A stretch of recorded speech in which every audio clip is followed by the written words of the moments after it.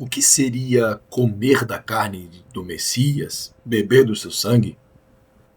Quem não beber do seu sangue, não comer da sua carne, não tem parte com ele, conforme o texto de João capítulo 6, não é mesmo? Mas o que Yeshua estava querendo dizer? Comer da carne do Messias e beber do seu sangue significa aceitar o seu sacrifício, a sua entrega. Crer no ato realizado por Yeshua, que está inclusive detalhado no livro de Hebreus, principalmente a partir do capítulo 7 até o final do capítulo 10.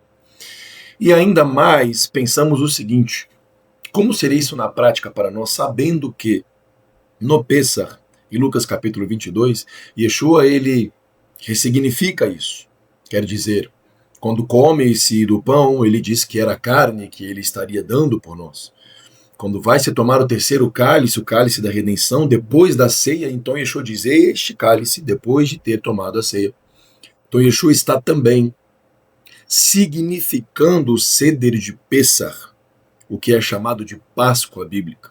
Mas não existe Páscoa, é o salto. É uma desconexão completa com a Páscoa mundana, conforme você conhece por aí na Igreja Católica.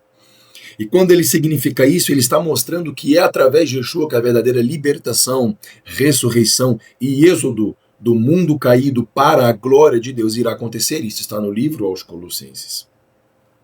E aí, como já respondemos em vários dos nossos vídeos, todo aquele que crê em Yeshua e crê na Torá está legalizado a celebrar o Seder de Pessah. O Seder no contexto de hoje. E aí entramos no seguinte aspecto, então. Por que em Atos capítulo 15, a partir do versículo 20, Yaakov, meio-irmão de Yeshua, ele diz: olha, não vamos perturbar os gentios que se convertem já com algumas cargas, inclusive a circuncisão, não está ali como um primeiro pré-requisito. Mas vamos dizer que eles se abstenham já de 4 tipos de transgressões.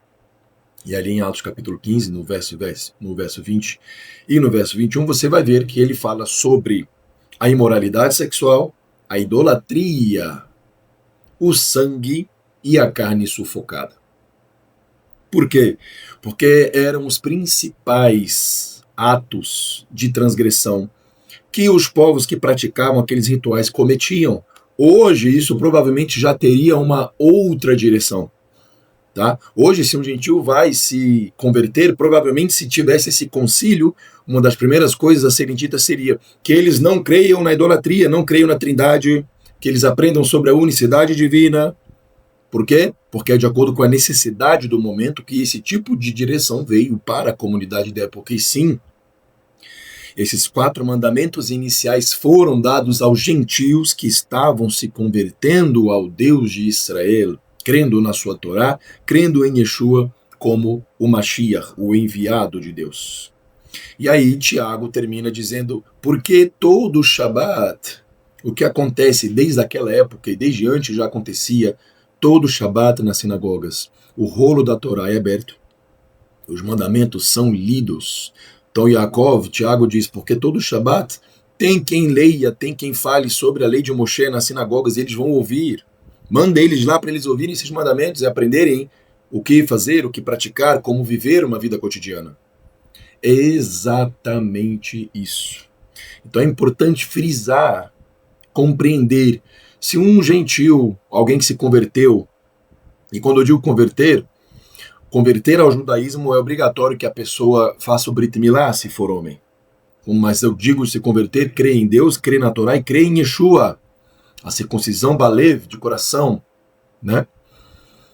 Uma pessoa, então, que ela se converteu, se alguém não deixar ela participar do Seder de Pessah, será que ela está excomungada do mundo vindouro? Porque Yeshua fala, tem que comer da minha carne e beber do meu sangue. Se você crê em Yeshua como Mashiach e uma pessoa não vai deixar você participar do Seder de Pessah, fique tranquilo. Porque o principal significado metafórico que Yeshua está aplicando em João capítulo 6, que se fosse literal, teria que tirar um pedaço do corpo dele e comer. E ele fala lá em Lucas 22 que o pão é o corpo que ele estava dando. Ele está significando essa refeição de Pessah e dizendo: quando vocês forem celebrar o Pessah, façam isso em memória de mim. Paulo, inclusive, fala sobre isso em 1 Coríntios capítulo 5. Quer dizer, nós estamos lembrando da morte do Mashiach, da entrega dele, até que ele venha, até que ele retorne. Então, é muito mais importante você ter uma fé estabelecida, uma crença saudável no sacrifício de Yeshua como suficiente, porque senão você vai acabar acreditando que não. Se você não fizer o Brit Milá, você não pode participar do Seder de Pesach, porque qualquer judeu tradicional vai te falar isso. E alguns messiânicos, infelizmente, também estão falando isso, né? Mas você crer verdadeiramente no sacrifício do Mashiach Yeshua e na Torá é sim o suficiente para que você esteja celebrando o Pesach conforme Yeshua nos ensinou.